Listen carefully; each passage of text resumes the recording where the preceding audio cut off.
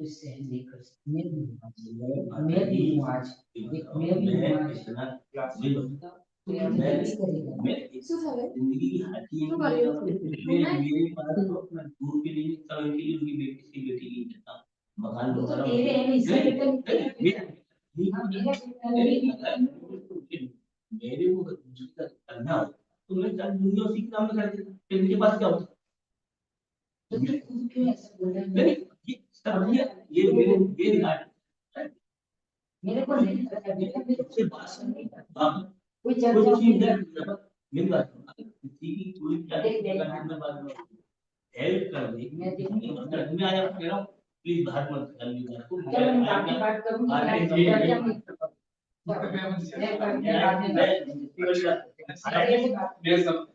समझता नहीं बात कर रहे बात कर भाई कौन हमारे पापा पापा बात करते हैं नहीं आप अपनी बात साढ़े चार बजे चलो चलो बाहर से ताला लगाओ ताला लगाओ और 5:30 बजे बिल्कुल खोल दियो। वंदा में माता जी। वंदा में माता जी।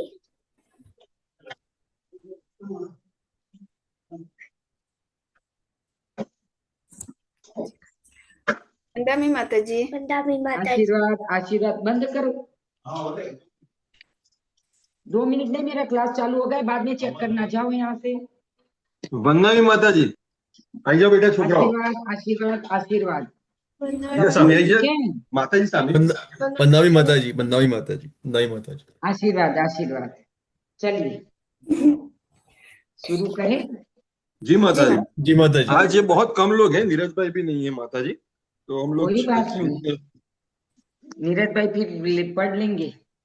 हाँ वो रिकॉर्डिंग कर दी है इसलिए कोई प्रॉब्लम नहीं है तो शायद कितने जितने लोग आएंगे हैं? वही है चलिए वो आ गए वो कौन है नहीं सौरभ भाई हाँ हाँ भाई हाँ पेमिल जी मैं हूँ क्या कहते हैं चलिए वंदा में माता जी। आशीर्वाद आशीर्वाद।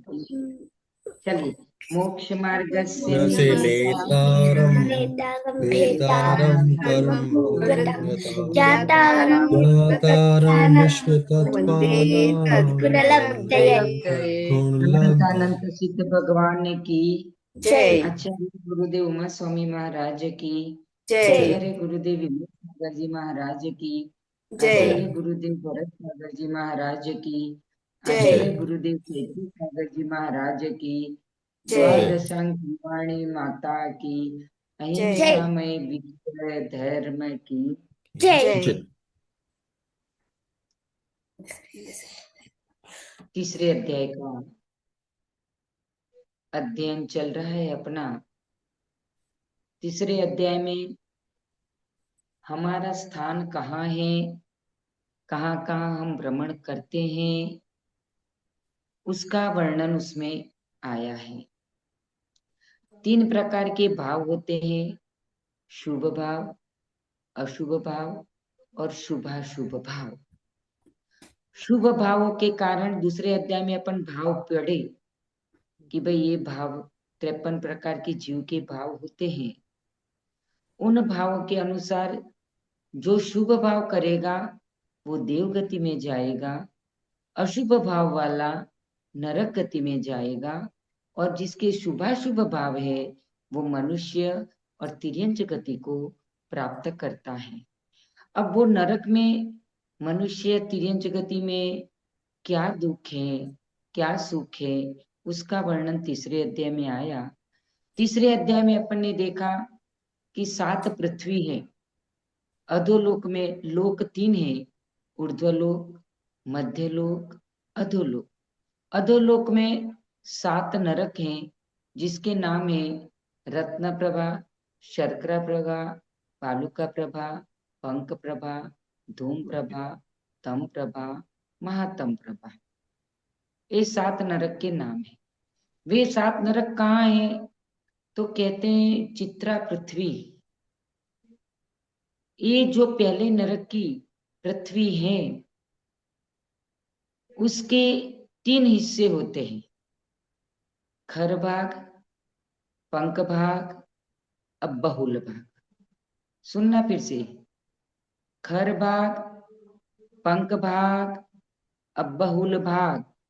वो पृथ्वी 1,80,000 योजन मोटी है। कितनी मोटी है पृथ्वी? 1,80,000 योजन चित्रा पृथ्वी है। उसके 3 भाग हुए, खर भाग, पंख भाग, अब्बहुल भाग। उसमें खर भाग में 9 प्रकार के असुर जाति के देव रहते हैं और 7 प्रकार के व्यंतर जाति के देव रहते हैं। खर भाग में, पंख भाग में, खर भाग में सॉरी, और पंख भाग में 1 प्रकार का असुर जाति का देव और 1 प्रकार का व्यंतर जाति का देव वहां रहता है। इतना समझ में आ गया? चित्रा पृथ्वी के यानी प्रथम नरक के 1,80,000 योजन मोटी पृथ्वी है। उसके 3 हिस्से किए और वो 1,00,000 योजन कितना महायोजन में है, वो ध्यान रखना। लघु योजन बराबर 1 योजन बराबर 4 कोश और महायोजन में 1 योजन बराबर 2,000 कोश। लघु योजन 1 योजन बराबर 4 कोश और महायोजन 1 योजन बराबर 2,000 कोश, यानी 1,996 कोश का अंतर हो गया दोनों के बीच में। इतना बड़ा एक महायोजन होता है। उन महायोजन की गिनती से 1,80,000 योजन वो मोटी है पृथ्वी। 1,80,000 योजन वो पृथ्वी मोटी है। उसके 3 हिस्से हो गए, खर भाग, पंख भाग, अब्बहुल भाग। खर भागे उसमें 9 प्रकार के असुर जाति के देव रहते हैं और 7 प्रकार के व्यंतर जाति के देव रहते हैं। और पंख भाग में 1 प्रकार का असुर और 1 प्रकार का व्यंतर जाति का देव वो रहते हैं। अपन कहते हैं कि अधोलोक में 7,72,00,000 चैत्यालय है, चढ़ाते हैं ना। अधोलोक में 7,72,00,000 जिन चैत्यालय हैं, वो भवनवासी देवों के विमानों में है। व्यंतर और ज्योतिषी देवों के विमानों की कोई गिनती नहीं है, इसलिए उनका कोई विमानों की गिनती न होने से उनके चैत्यालयों की भी गिनती बताई नहीं, वो असंख्यात है। तारा वगैरह असंख्यात है, ग्रह नक्षत्र तारा है ना। तो भवनवासी देवों की गिनती फिक्स है। उनके भवनों में 7,72,00,000 जिन चैत्यालय बने हुए हैं, वो अधोलोक में हैं। इसीलिए ऊर्ध्वलोक, अधोलोक, मध्यलोक संबंधी मध्यलोक के 458 जिनालय, अधोलोक के 7,72,00,000 जिनालय और ऊर्ध्वलोक के जो अपन बोलते हैं वसुकोटि 56,97,000 सहस्र 4 वसु 81, यानी 8,56,97,000 वसुकोटि 56,97,000, यानी 8,57,00,000 वसुकोटि 56,97,000 सहस्र 4, यानी 4,081।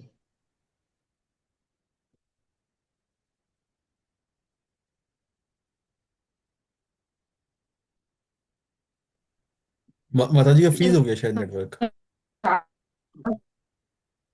हाँ माता जी की भी आ जाए।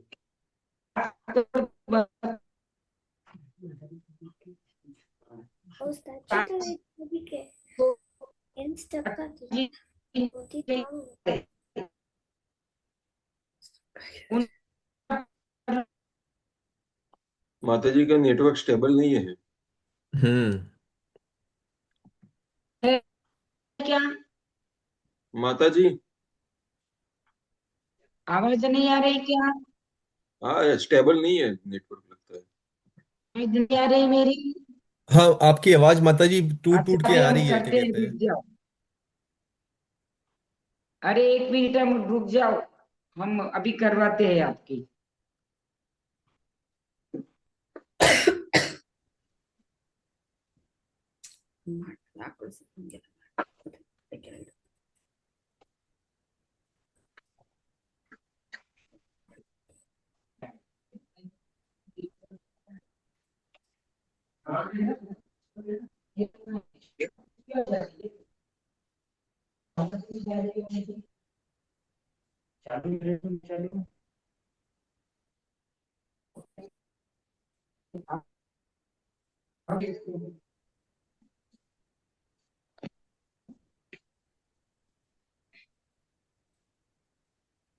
वाईफाई हट गया।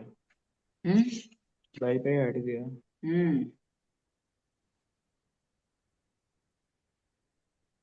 हो गया। हम्म।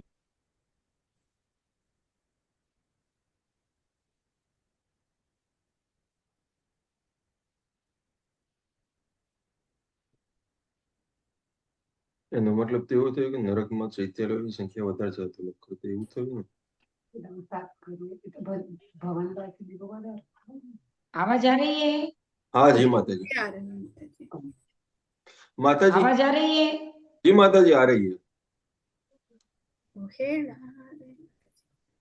हमारी आवाज नहीं आ रही? आ रही है अरे माताजी। माताजी आ रही है माताजी, आ रहे हैं माताजी। इसमें लगा देंगे यार तुम तेरे मोबाइल में। माताजी हमारी आवाज सुनाई देती है ना आपको? आवाज आ रही है एकदम क्लियर? हाँ हाँ माताजी माताजी क्लियर है, क्लियर है। जी माताजी आपकी तो आ रही है, हमें हमारी आ रही है हाँ कि जी नहीं? माताजी आ रही है। जी माताजी। एकदम आ रही ना? हाँ। हाँ तो माताजी एक सवाल है 7,56,97,481 अकृत्रिम चैत्यालय हैं। उनमें से टोटल 7,72,00,000 और 458, 7,72,00,458 माइनस करेंगे, जितने बचेंगे इतने ऊर्ध्वलोक के चैत्यालय हैं। अब वो जो 3 पार्ट बताए उसमें खर भाग कितना बड़ा है? एक पूरा भाग तो 1,80,000 योजन का है, लेकिन खर भाग है कितना बड़ा है? तो कहते हैं खर भाग 16,000 योजन का है। कितना बड़ा है खर भाग? 16,000 योजन खर भाग। पंख भाग है 84,000 योजन का। ये जो योजन है महायोजन माताजी ने। महायोजन, एक योजन बराबर 2,000 कोश। 2000 कोश। और माताजी एक कोश बराबर 4 किलोमीटर ना? एक कोश बराबर 4 2 हाथ। मील 3 किलोमीटर। और एक अच्छा, मील बराबर 1.5 किलोमीटर। एक कोश बराबर 3 किलोमीटर। यानी एक कोश बराबर 3 किलोमीटर। 3 किलोमीटर। ये माताजी महायोजन है ना आप जो बता रही हैं? हाँ महायोजन नहीं, 2,000 कोश। योजन योजन योजन ना माताजी। हाँ महायोजन में है, महायोजन में। ये जो बता रहे हैं कि खर भाग 16,000 योजन मोटा है, वो महायोजन में है। पंख भाग 84,000 योजन का है, वो महायोजन में है। और बहुल भाग जो है वो 80,000 योजन है। अबहुल भाग 80,000 योजन का है। वो अबहुल भाग से नरक शुरू होता है, सबसे पहला नरक, यानी रत्न प्रभा। तो माताजी खर आपने भाग जो में अधोलोक में जो चैत्यालयों की संख्या बताई, ये रत्नप्रभा पृथ्वी है। रत्नप्रभा पृथ्वी तो नरक ही हुई ना। चित्रा पृथ्वी के 3 भाग हुए। नीचे की पृथ्वी चित्रा पृथ्वी है, वो चित्रा पृथ्वी के 3 भाग बताए। और उसमें खर ये भाग, चैत्यालय है। हाँ खर भाग और पंख भाग में है। और तो अबहुल मतलब भाग से पहला नरक न, शुरू होता है। मतलब नरक में चैत्यालय नहीं है ऐसा ना?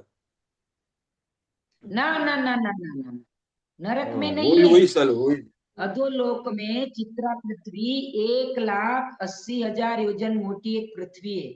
उसके बाद नरक शुरू होता है। वो 1,80,000 योजन में 16 हाँ, बोलो। प्लस। हाँ नहीं माता जी, मतलब हमारा मध्य लोक के बीच में एक लेयर आ गया, उसके बाद ये अबहुल भाग चालू होगा, जहां से अब बहुल भाग के नीचे से नरक चालू होगा ना। पृथ्वी है, मध्य लोक के नीचे पृथ्वी है 1,80,000 है। योजन की। हाँ हम्म। हाँ, 1,80,000 योजन की पृथ्वी है। हम्म। 1,000 माता जी योजन तो मध्य लोक में सुमेरु पर्वत की नींव है। हम्म। वो मध्य लोक 1,000 नीचे है, 1,000 योजन हम्म। मध्य लोक वहां तक का है। तो माता माता जी जी उसके हमारे पास नीचे किताब है, चित्रा पृथ्वी शुरू होती है, जो हमारे पास किताब है, उसमें ऐसा लिखा है क्या कह रत्न रहे हैं? प्रभा। हमारे पास जो किताब है ना हाँ। 77 सूत्र की, उसमें ऐसा लिखा है रत्न प्रभा पृथ्वी के 3 भाग। उसमें बताया खर भाग, पंख भाग और अब्दुल भाग। मतलब मतलब उसमें तो मिस इंटरप्रिटेशन होगा, रत्न प्रभा पृथ्वी मतलब नरक हो गया है ना। नहीं नहीं नहीं, रत्न प्रभा के नहीं, रत्न प्रभा तो नरक है। हाँ वही ना। वो तो नरक है, रत्न प्रभा तो तो हाँ। चित्रा पृथ्वी लिखते ना चित्रा माता जी वहां। पृथ्वी है। उनके 3 भाग है, खर भाग, पंख भाग, अब्बहुल भाग। और अब्बहुल भाग में रत्न प्रभा पृथ्वी है।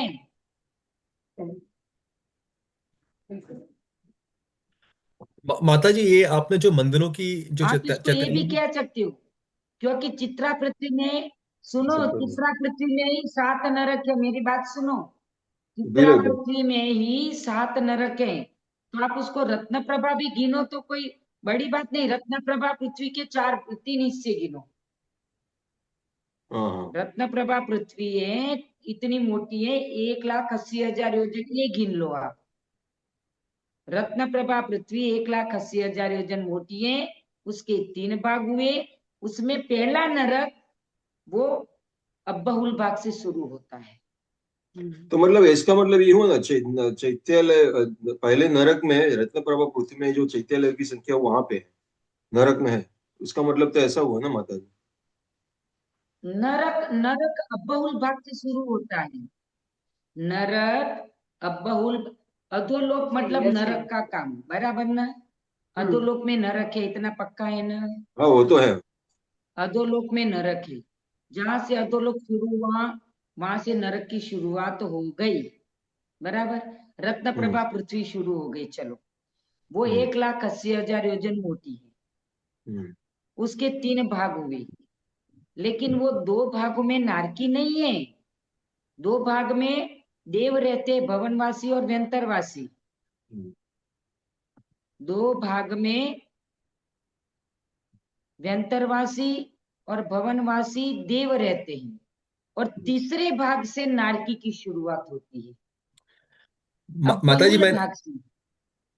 एक पिक्चर भेजी है, मैंने क्या कहते हैं डाउनलोड करी थी लास्ट वीक जब आप समझा रही थी। एक बार एक बार आप इसे क्लिक करेंगे, आप विमल भाई आप एक बार इसे शेयर करेंगे। इस पे बहुत आसान पड़ेगा समझाने के लिए। हाँ एक मिनट। हाँ हाँ इसमें जी। शेयर शेयर कैसे कर सकते हैं? हाँ। माता जी ये शेयर हो गया आपके दिखाई देता है माता जी आपको? नहीं, मेरे को आया नहीं अभी। अब आएगा थोड़ी देर हाँ में। अब दिख रहा है। हाँ, आ गया। 3 लोग का नक्शा है ये। हाँ हाँ हाँ। इसमें माता जी नीचे का अधोलोक बताया आपने, जी माता जी आप ऐसी बता रही है है ना? चित्रा ये पृथ्वी ऊपर है। अधोलोक है। अधोलोक में चित्रा पृथ्वी है, 1,80,000 योजन की, है ना? तो हाँ उसके 3 हिस्से हुए, खर भाग, पंख भाग, बहुल भाग। हाँ मतलब वो पहले रत्न प्रभा में 3 दिखाई हिस्से देता हुए है। उसके, खर भाग, पंख भाग, अब बहुल भाग। और हम्म। उस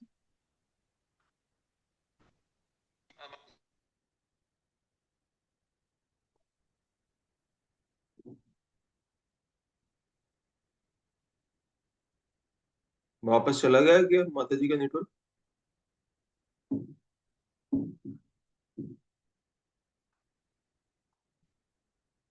हेलो सुनाई देता है संत सौरभ भाई? हाँ आपकी आवाज सुनाई दे रही है। क्या कहते हैं मेरे ख्याल से शायद शायद माता जी माता जी डिस्कनेक्ट हो चली गई गई है। वापस। नहीं। माता जी माता डिस्कनेक्ट। जी का सुनाई नहीं दे रहा है। हाँ डिस्कनेक्ट हो गई माता जी, दोबारा से आई हैं माता जी।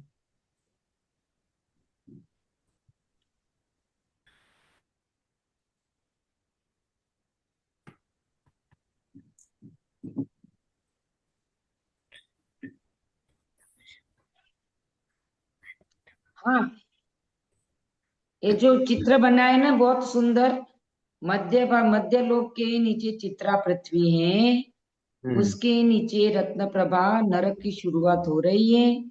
चित्रा पृथ्वी के नीचे उनके 3 हिस्से हैं। हाँ मेरी आवाज आ रही है आपको? हाँ जी जी माता माता जी। जी आ रही। उसके 3 हिस्से, खर भाग, पंख भाग और अब्बहुल भाग। तो नरक कहाँ से शुरू होता है? तो कहते अब्बहुल भाग से नारकियों का शुरुआत होती है। ऊपर के 2 भाग हैं, उसमें देव रहते हैं, भवनवासी और व्यंतरवासी। जो यहाँ लिखा है ना, खर भाग, पंख भाग, अब्बहुल, ऐसे भाग नहीं है उनके, ऐसे भाग है ऊपर नीचे ऐसे। आप समझ रहे हैं? ऐसे हिस्से नहीं है उनके, उनका हिस्सा ऐसे है, ऐसे मोटाई है उनकी, एक के ऊपर एक ऐसे। जी मेरा दिख माता रहा है जी। क्या हाथ? हाँ हाथ हाथ दिख रहा है मेरा? हाँ दिख रहा है माता जी। ऐसे ऐसे है मोटाई, इसमें ऐसे दिया है ना, ऐसे नहीं है खर भाग पंख भाग। खर भाग, हाँ ऐसे ऊपर से दिया ना, खर हाँ भाग ठीक है पंख भाग अब्बहुल भाग, ऐसे जो लिखा है ना उसी हिसाब से है। हाँ जी माता जी। खर भाग, पंख भाग और अब्बहुल भाग। और जो प्रथम नरक की शुरुआत होती है वो अब्बहुल भाग से नारकियों की शुरुआत होती है। अच्छा नारकी अब्बहुल भाग से होते हैं। ऊपर के 2 भागों में देव रहते हैं, अधोलोक में। अधोलोक मतलब नरक। अधोलोक का अर्थ क्या है? नरक, नरक। है ना? तो ये 3 भाग जो बताए, उसमें खर भाग 16,000 योजन मोटा है, पंख भाग 84,000 मोटा है योजन, और अब्बहुल भाग 80,000 योजन मोटा है। जो अब्बहुल भाग है उसमें रत्न प्रभा नाम की, मतलब ये रत्न प्रभा, उसको धम्मा नरक भी बोलते हैं। धम्मा, वंशा, मेघा, अंजना, अरिष्टा, मघवा, माघवी, ऐसे नरक के अपर नाम भी है। धम्मा, वंशा, मेघा, अंजना, अरिष्टा, मघवा और माघवी, ये अपर नाम 7 नरक के भी हैं। तो ये जो धम्मा नाम की, जहाँ रत्न प्रभा है, उससे धम्मा नाम की जो बहुल भाग है, वहां धम्मा नाम का नरक शुरू हो गया। इतना समझ में आ गया कि जी नहीं माता जी। आया? आ गए आ गए। माता जी आगे माता जी, एक एक पॉइंट मिस हो गया माता जी, वहां पे जब आपका शायद नेटवर्क बीच में डिस्कनेक्ट हो गया था, जब आप चैत्यालों की संख्या बता रही थी ना, क्या कहते हैं कि जो अधो लोग हैं वहां पे 7,72,00,000 चैत्याल्य हैं, फिर आपने मध्य लोग के बताया, फिर आपने ऊर्ध्व लोग के बताया, वो पॉइंट मिस हो गया। वो मध्य लोक के 458 चैत्यालय, अधोलोक के 7,72,00,000 चैत्यालय, और टोटल चैत्यालय, ये दोनों को टोटल करके टोटल चैत्यालय में से बात करो, 8,56,97,481 टोटल चैत्यालय है। 8,57,00,000, अच्छा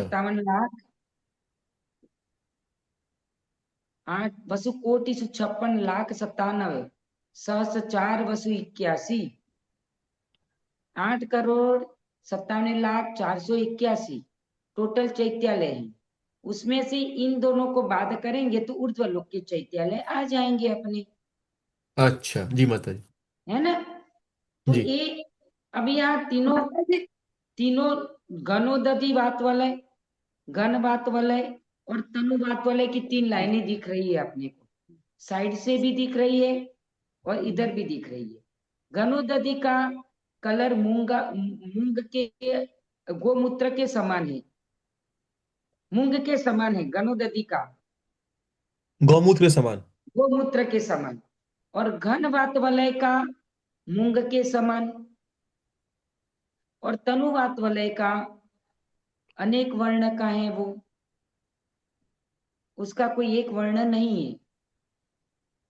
अब कभी कभी मन में विचार आता है कि इतना बड़ा तीनों नरक, पूरी दुनिया आकाश के सहारे से है, तो आकाश के सहारे से कैसे रह सकती है?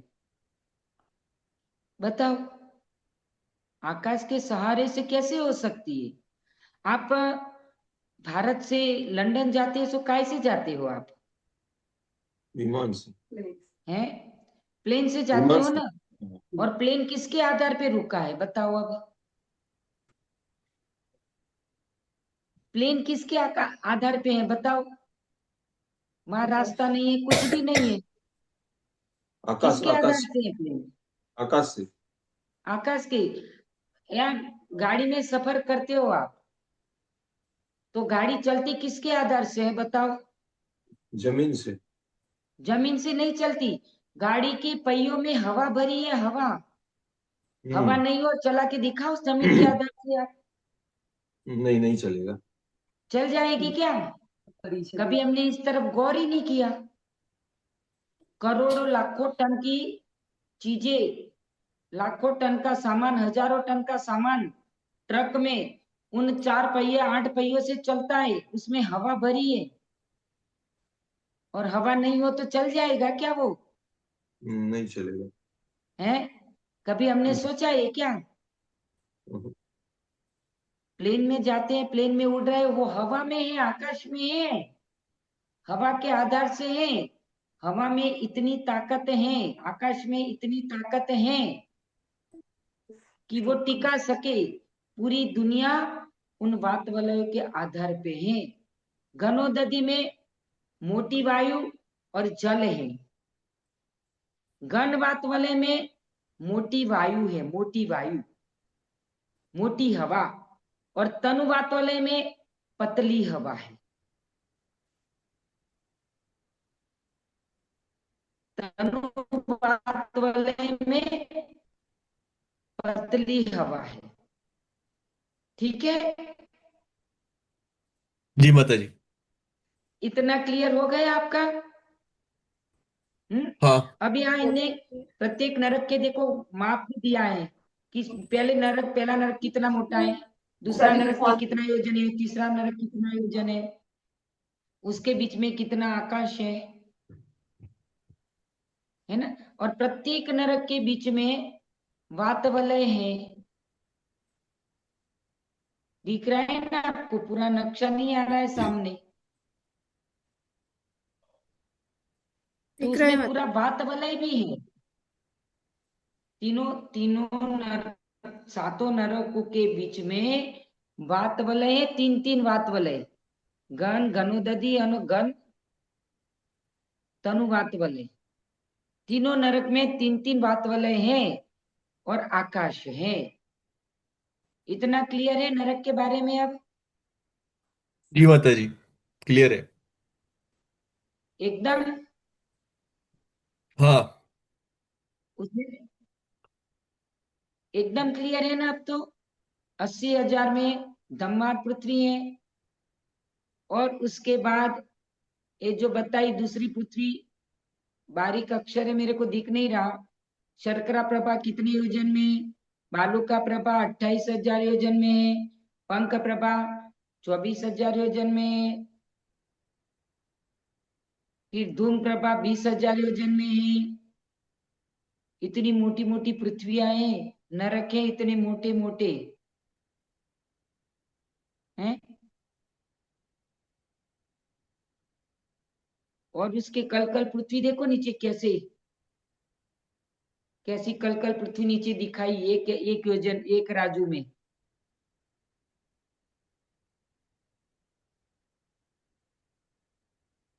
मोटी घनोदधि वात वलय, घन वात वलय और तनु वात वलय। ठीक है ना? 20-20-20 योजन की, तीनों 20-20 हजार योजन मोटी है। घनोदधि वात वलय भी 20,000 योजन मोटा है। घन वात वलय भी 20,000 योजन मोटा है। और तनु वात वलय भी 20,000 योजन मोटा है। माता जी, हाँ बोलो जी। निगोद के नीचे क्या है माता जी? निगोद के नीचे कुछ नहीं है, आकाश है, वात वलय है। नरक के नीचे निगोद है। निगोद में जीव रहता है। और जितने भी जीव आते हैं पृथ्वी पर, वो निगोद से आते हैं। ओके ये माता जो जी। निगोद में दिखा है वो जीव हैं सब, कल कल पृथ्वी वो निगोद हैं। ठीक है। जी माता जी। माता अब जी हम देखो, लोग भी जो माता जी हम लोग भी जो रहते हैं वो चित्रा पृथ्वी के ऊपर ही रहते हैं। अपन तो ऊपर है मध्य लोक में, चित्रा पृथ्वी पर। हाँ वहां जी। 1000 की नींव बताई है चित्ता पृथ्वी में। सुमेरु पर्वत की 1000 योजन की नींव बताई है, सुमेरु पर्वत की। 1000 योजन जो तो कितना नींव बनेगा? है, 1 6 लाख योजन का सुमेरु पर्वत है, उसमें 1000 योजन नींव है, वो नीचे है। डाउनलोड। है ना। जी माता जी। जी। हाँ, तो अपन अपन तो ऊपर रहते, मध्य लोक में रहते हैं अपन तो। मध्य लोक है, मध्य लोक में ये चित्रा पृथ्वी तो अलग चीज हो गई, उसके नीचे चित्रा पृथ्वी चालू हो गई। मतलब अपन यही समझो, अपन भी उसी के अंदर अंदर ही है। चित्रा पृथ्वी में। चित्रा पृथ्वी पे नहीं है, चित्रा पृथ्वी के मध्य लोक जो है, मध्य लोक और चित्रा पृथ्वी में, चित्रा पृथ्वी जो है वो मध्य लोक जो नरक ये दिखाया है ना, ये चित्र दिखाया है ना, जो सूर्य और जी चंद्र माता जी। दिखाए हैं जो, वो हाँ हाँ। मध्य लोक, बिल्कुल मध्य लोक में चित्रा पृथ्वी ऊपर बताया है। हाँ और चित्रा पृथ्वी रत्नप्रभा पृथ्वी बताई है।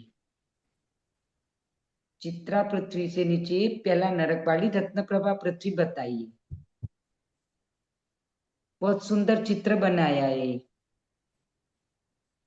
तो अपना चित्रा पृथ्वी पर ही समझो अपन तो। जी माता है जी। ना। हम्म। मध्य लोक चित्रा पृथ्वी है, उसके नीचे रत्नप्रभा नरक, नरक की शुरुआत हो रही है नीचे। वो 1,80,000 योजन नीचे है। मतलब बड़ी मोटी पृथ्वी है ये, रत्नप्रभा वाली, 1,80,000 योजन। ठीक है। जी माता जी। अब क्लियर है सब, ये चित्र में बहुत क्लियर समझ में आ रहा है। माता जी, खर भाग है वो 16 लाख योजन, पंख भाग 84 लाख और अब बहुल 80 लाख। 80,000, हजार हजार में, लाख नहीं। आई रहे हो हाँ टोटल यहाँ। हाँ 1,80,000 है। हाँ ये हाँ चित्र में लिखा हुआ है माता जी, यहाँ पे संख्या नहीं भी नहीं, लिखी हुई लाख है। नहीं है, 16,000 योजन मोटा, हाँ माता जी। 84,000 योजन मोटा। चित्र में कहा लाख थोड़ी लिखा है, अस्सी लाख हजार नहीं लिखा। हजार ही तो लिखा है। टोटल 1,80,000 योजन मोटी है ये और पृथ्वी। माता जी, खर भाग में कितने जाति के असुर रहते हैं? 9 जाति के असुर कुमार और 7 प्रकार के व्यंतर देव रहते हैं। हाँ हाँ उसमें पंख भाग में 2 प्रकार के रहते हैं। एक व्यंतर, व्यंतर जाति के देव रहते हैं। हाँ हाँ, दोनों के एक एक। खर भाग पहला है, पंख भाग दूसरा है। हाँ खर हाँ भाग में 9 प्रकार के असुर जाति के देव और 7 प्रकार के व्यंतर देव। पंख भाग में एक एक रहते हैं, असुर कुमार का एक और व्यंतर जाति का एक। हाँ माता जी। फिर से खर भाग में भवनवासी के 9 और व्यंतरवासी के 7 प्रकार के देव रहते हैं। और पंख असुर भाग असुर ना में माता भवनवासी का एक और व्यंतरवासी का एक। जी। ऐसे रहते हैं 2 प्रकार के देव। हम्म। ठीक है। माता जी राक्षस वगैरह भी यही रहेंगे नरकों में? राक्षस किसे बोलते हैं? और राक्षस व्यंतर जाति का देव है, ये इसमें आएगा। चौथे अध्याय में देवों का वर्णन आएगा, त्यार व्यंतर व्यंतर जाति के देवों का नाम आएगा। किन्नर, किमपुरुष, मौरग, गंधर्व, यक्ष, राक्षस, भूत, पिशाच। तो राक्षस जाति का देव वह पंख भाग में रहता है। राक्षस को छोड़ के 7 प्रकार के देव खर भाग में रहते हैं। और भवनवासी में असुर कुमार जाति का देव पंख भाग में रहता है और बाकी के 9 प्रकार के देव खर भाग में रहते हैं।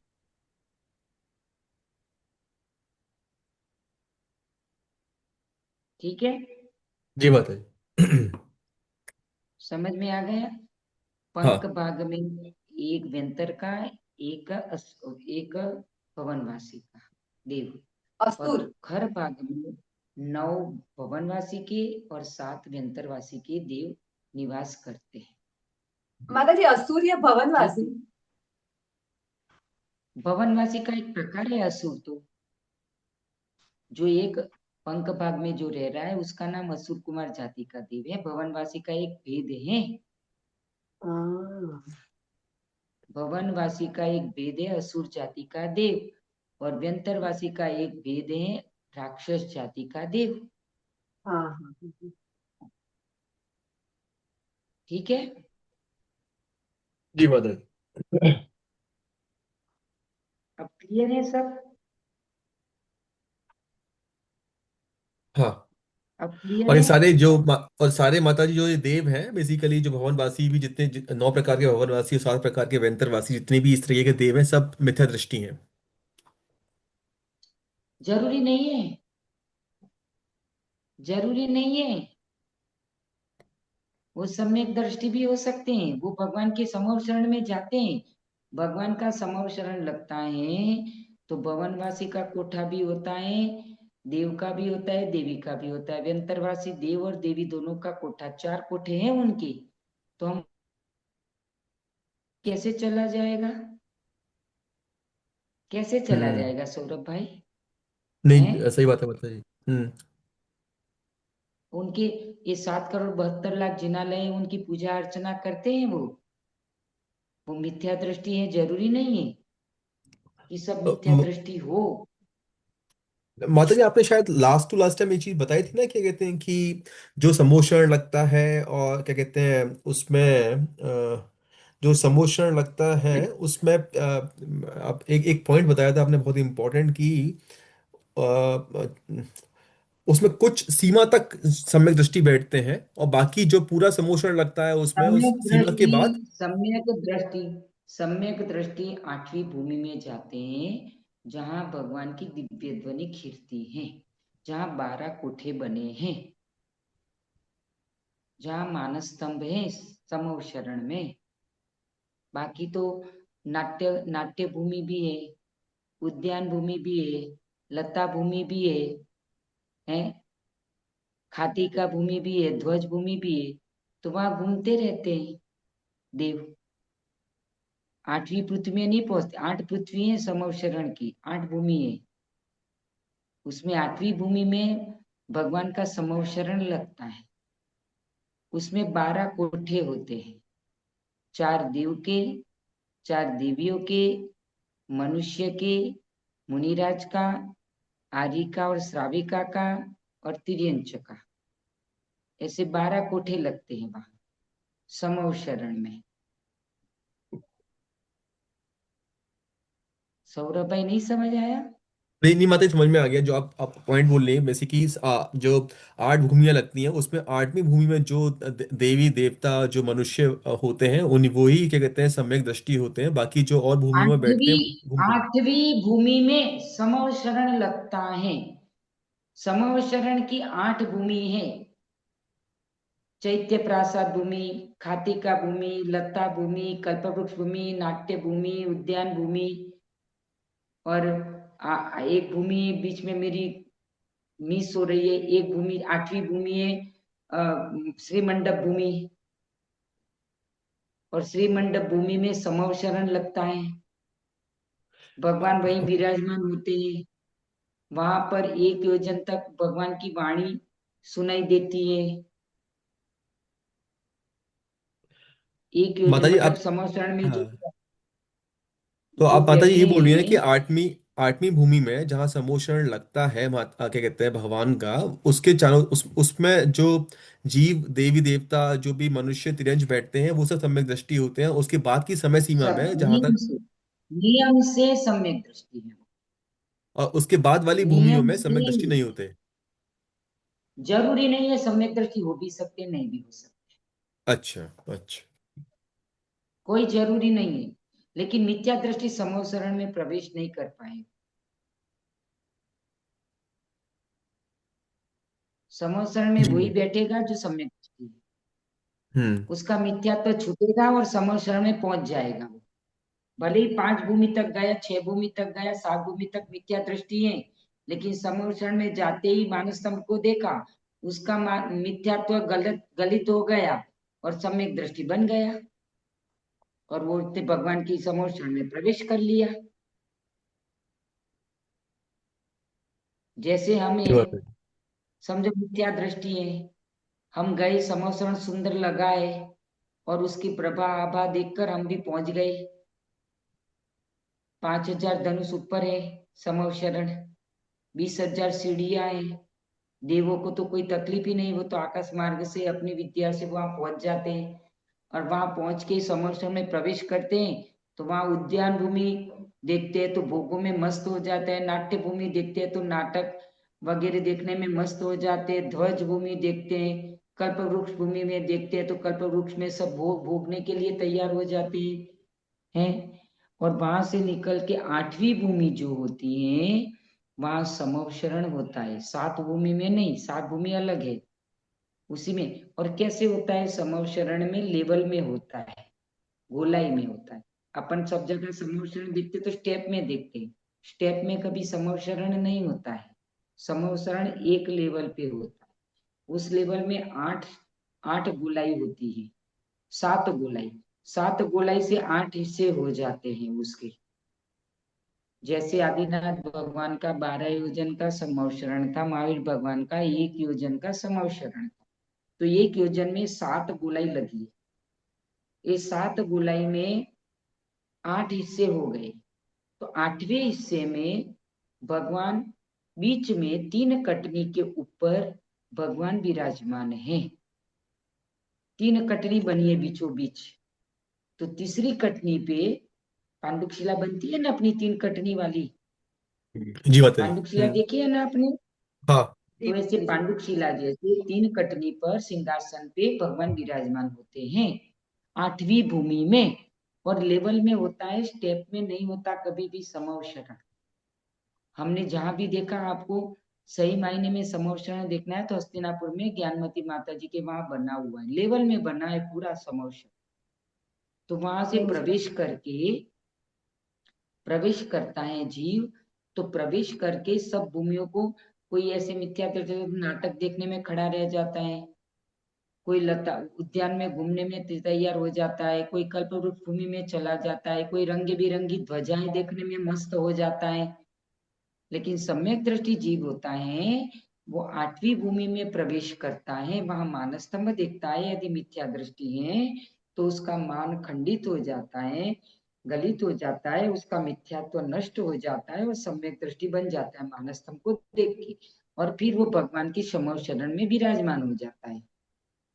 8 कोठे में से उसका जो भी कोठा होगा, व्यंतर होगा तो व्यंतर के कोठे में चला जाएगा, देव होगा तो देव के कोठे में, देवी होगी तो देवी के पार्ट में, मनुष्य होगा तो मनुष्य के पार्ट में चला जाएगा, श्राविका होगी तो श्राविका के पार्ट में बैठ जाएगी। 12 हिस्से बनाए हैं उसके, एक गोलाई के 12 हिस्से किए हैं, 12। अब समझ में आया? जी बताइए, समझ में आया। क्लियर है एकदम समोशरण का चित्र आपके? हाँ माता जी। जी माता जी। समोशरण का चित्र एकदम क्लियर है मन में? लेवल में है, हाँ। लेवल में ध्यान रखना समोशरण हम्म। लेवल और में माता जी, है। 3 कोट होते हैं, वो कहाँ पे होते हैं माता जी? काय के 3 कोट? वो वो तो प्रत्येक अपने प्रत्येक प्रत्येक भूमि के बीच में कोट है, हाँ। और समोशरण के बाहर भी कोट लगे हुए हैं, पूरे समोशरण को वेष्टित करते हुए, हम्म। है ना? हाँ अब समझ में आ गया?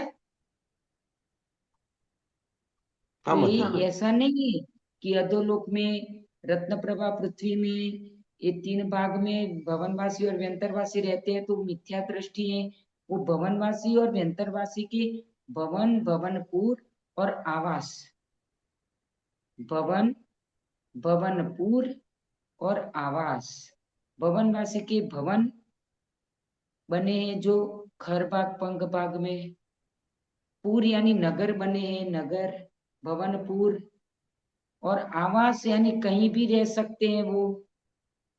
जैसे पीपल में कहते हैं ना कि ये पीपल में, इमली में व्यंतर जाति के देव ज्यादा रहते हैं, कहते हैं ना, कहते हैं कि नहीं कहते हैं? सुना है कि नहीं ऐसा? हाँ, सुना है हाँ। माता जी कि पीपल में और है? इसमें रहते हैं। हाँ, तो वो रहते तो कहीं भी है।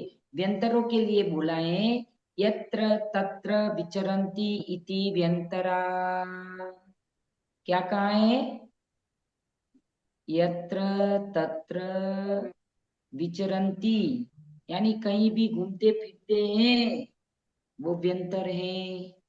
वो कहीं भी अपना स्थान बना लेते हैं, खंडरों में स्थान बना लेते हैं, पेड़ों पे स्थान बना लेते हैं, शून्यागार जगह पे स्थान बना लेते हैं। आपका मकान 2 महीने, 6 महीने, 1 साल, 2 साल बंद रहा, तो अंदर कभी भी निश्चय के बिना घुसना मत, पता नहीं किसने अपना स्थान बना लिया है। पहले निश्चय करना, फिर घर में घुसना। 2-2 साल तक, 3-3 साल तक, 6-6 साल तक बंद रहते हैं मकान।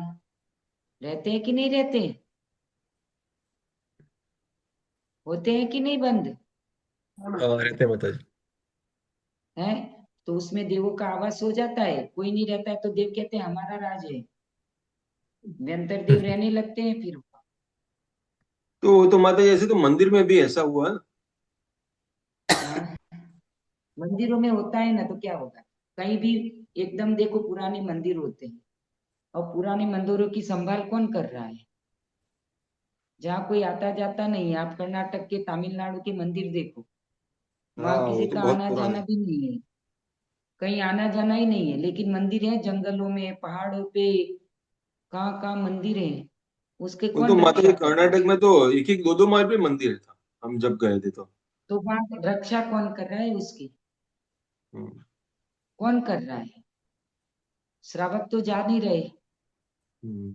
आप राजगिरी में जाओ, राजगिरी में चौथे पहाड़ पे कौन रक्षक है बताओ? लोग जाते ही नहीं वहां। वो क्यों नहीं जाने के कारण तो क्या है?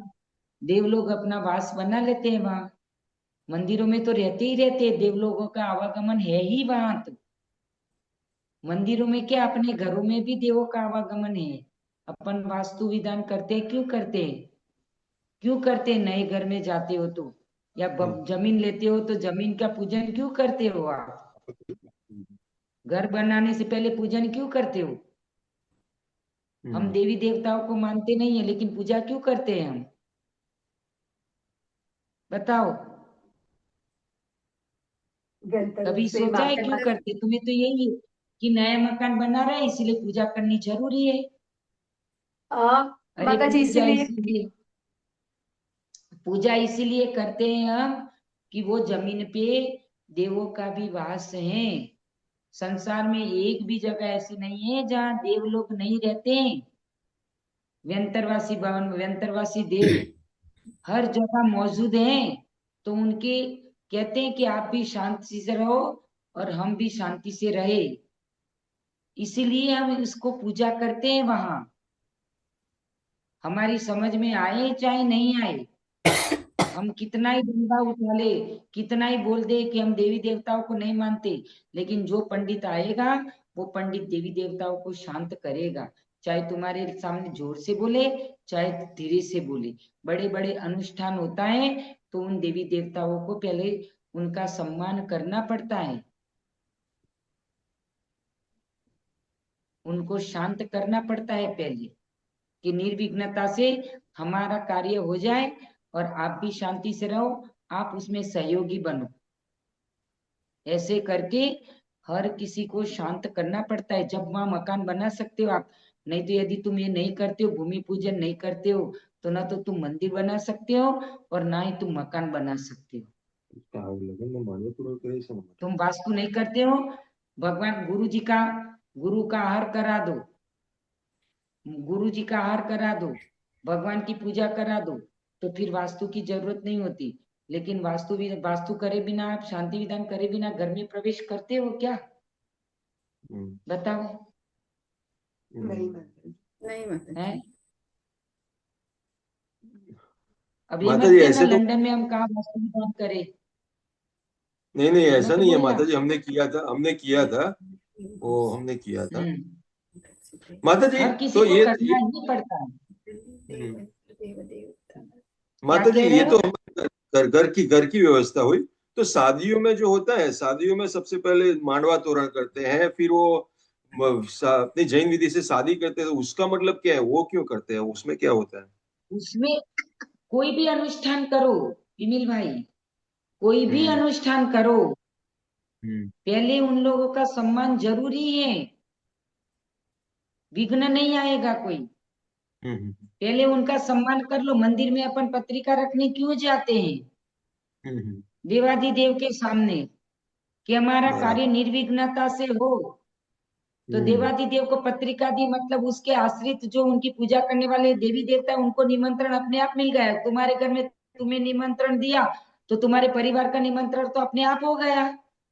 हम्म तुम्हारे परिवार का निमंत्रण तो अपने आप हो गया। हम्म ऐसा जरूरी है कि तुम्हें दिया तो तुम ही जाओगे और बीता नहीं जाएगी, नहीं माताजी। कि बच्चे नहीं जाएंगे? नहीं नहीं ऐसा नहीं। तो तुम्हारा कार्य निर्विघ्नता से पूरा हो, इसीलिए हम मंदिर में सबसे पहले पत्रिका रखने जाते हैं कि नहीं जाते हैं? शादी जी ब्याह माताजी में हर अपनी नॉलेज में नहीं होता है चीज, लेकिन हम करते तो वही क्रियाएं हैं। भगवान तुम्हारी शादी में थोड़ी आ रहे हैं भाई, निमंत्रण देने गए तो। लेकिन हमारा कार्य की सिद्धि निर्विघ्नता से हो। कोई भी सांसारिक कार्य हो, चाहे धार्मिक कार्य हो, चाहे धार्मिक कोई अनुष्ठान हो, चाहे सामाजिक हो, चाहे पर्सनल हो, कोई भी कार्यक्रम हो, तो उसका अनुष्ठान निर्विघ्नता से पूर्ण हो। इसीलिए ये होता है क्रियाएं।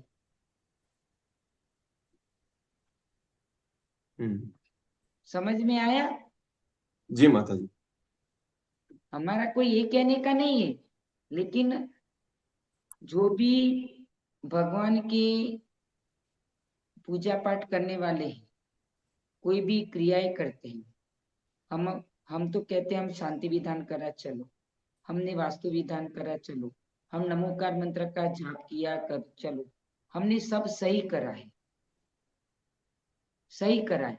लेकिन वो सही क्रिया भी हमने सबकी शांति के लिए किया है। हर किसी की शांति के लिए वो क्रियाएं की है।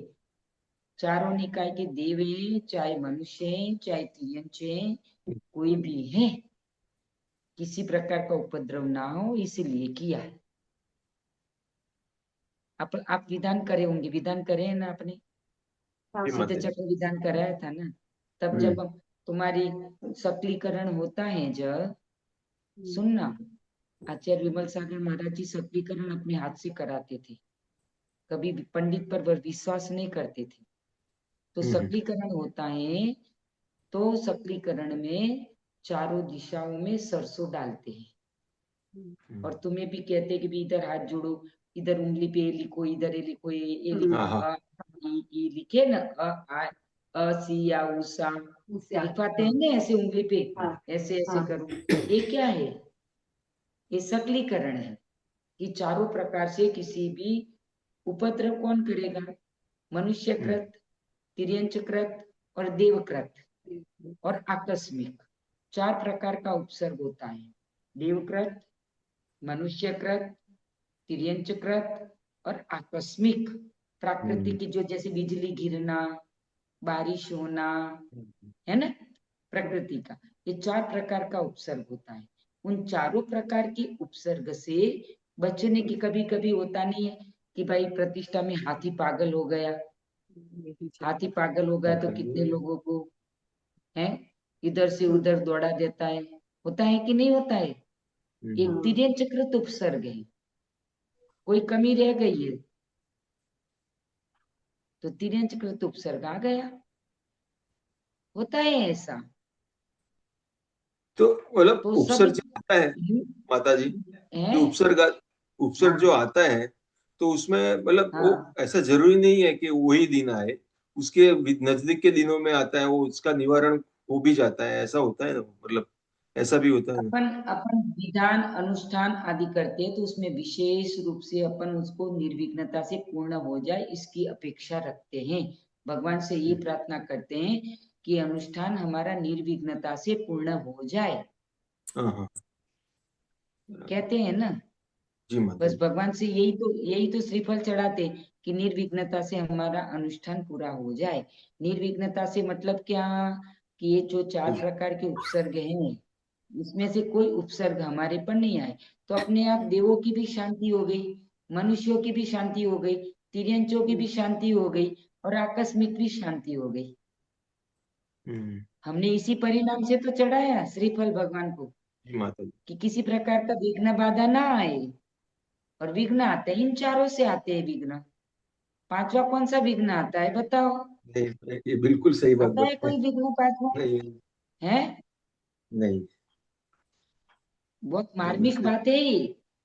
मनुष्य, तिर्यंच, यात्रा करने आकस्मिक, जाते हैं, देव। यात्रा करने जाते हो तो यात्रा करते हमारी यात्रा निर्विघ्नता से हो जाए।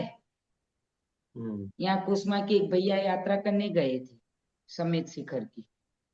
अब वो ही आगे बढ़ के गए थे। कभी क्या होता है कि ऐसा कुछ होता है ना अनुष्ठान और उसमें कोई कमी रह जाती है ना, तो सबसे बड़ा बड़ा व्यक्ति जो होता है आगे करके आगे रह के काम करने वाला, उसके ऊपर उपसर्ग आता है। हम्म, सबको नहीं आता है। जो आगे रह हाँ, के करने वाला है उसके ऊपर उपसर्ग आता है। और मैंने तो आंखों से देखा भी है वो चीज को। अभी कोसमा के भैया एक बात कर रहे थे 3-4 दिन पहले कि मैं समेत शिखर की यात्रा करने गया और यात्रा करके चंदा प्रभु जाते जाते तो मेरे होशो हवास खत्म। मेरा गले से आवाज नहीं निकले, मेरी बत्ती सी भीग और आंखों से आंसू ही बहते जा रहे और मैं लुढ़क गया।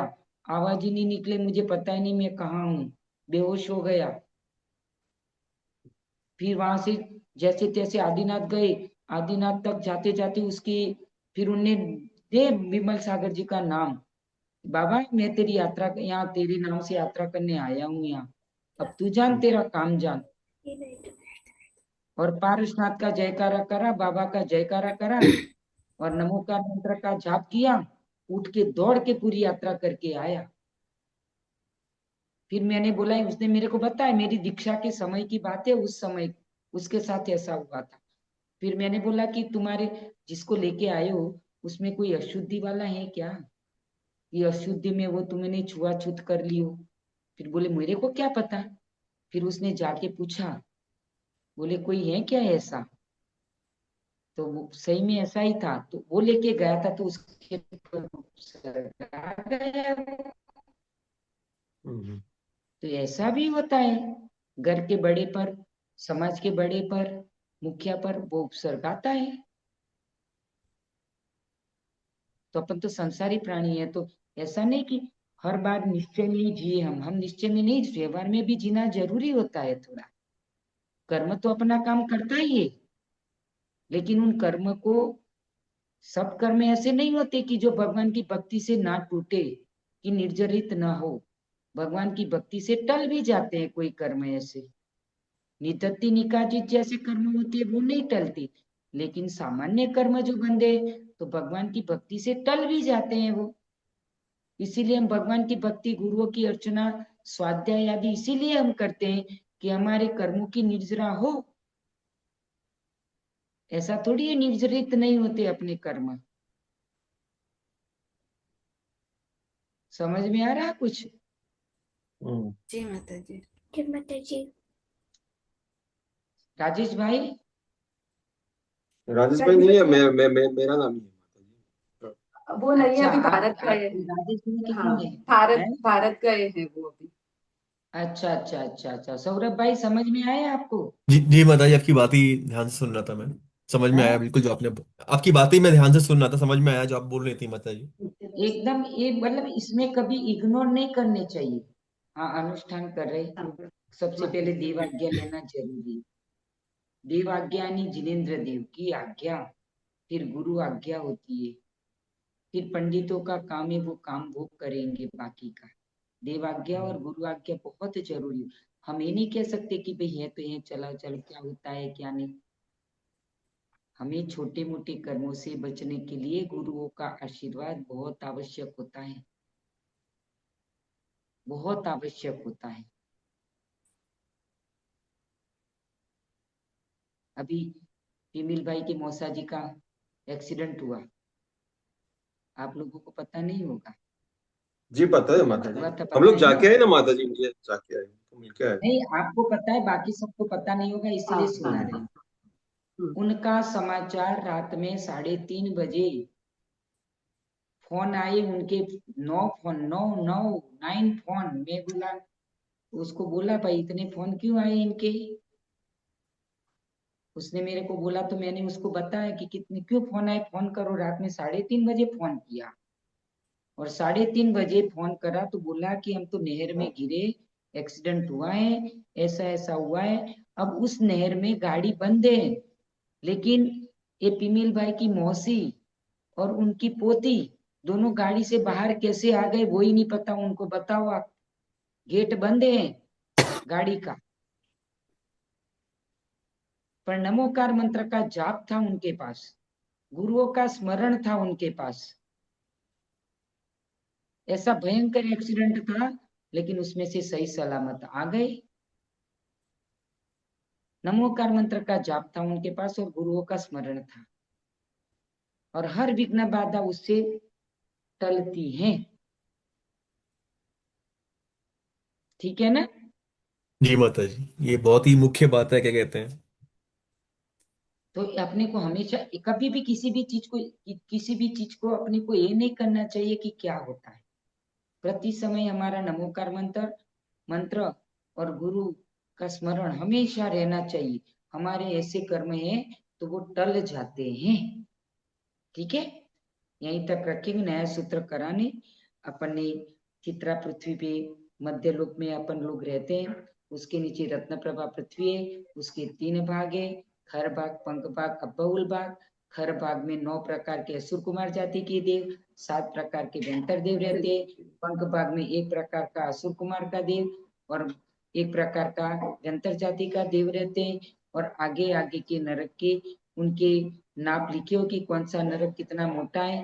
3 वात वलय से घिरा है, बीच में आकाश है, और जैसे प्लेन हवा में उड़ता है, इतनी हवा की इतने जोर में हवा में ही होता है, वैसे ये पूरे 3 लोक आकाश के आधार पर ही इतना इतना उस मोटी हवा में घनोदधि घन और तनु वात वलय में इतना बल है कि वो तीनों लोगों को अपने अंदर दिखा देता, अपने मतलब अपने सहारे पे रख देता है। ठीक है, लाइट चली गई, टाइम भी अपना पूरा हुआ, यहीं तक अपन रखते हैं। ठीक है।